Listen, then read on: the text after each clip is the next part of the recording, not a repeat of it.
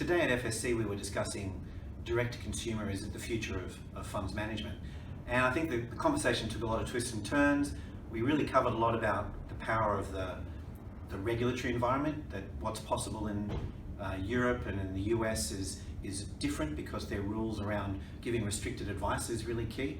On the technology side, we see it's not all or nothing. You know, anybody that's wanting to reach the consumer has got to have direct-to-consumer technology, the ability to access an advisor when they're required, and full service if they want. So it's not a question of which do I offer.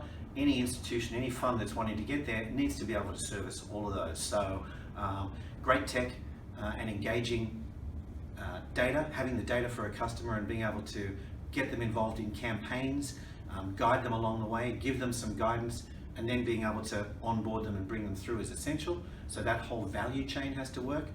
And one of the barriers here in Australia is that we're still coming out of the ground with a lot of the back-end systems really not open yet. They're not opening up their APIs to, or their technology up so that other players in the value chain, like advice providers or CRM systems, can easily interact and get to that data. So, you know, in a nutshell, the regulatory environment controls, you know, what we can say to consumers, how we can help them. The technology, lots of great technology in the market, but it's really got to play well in a nice stack, and that means every level of the value chain has to begin to open up more so we can all play.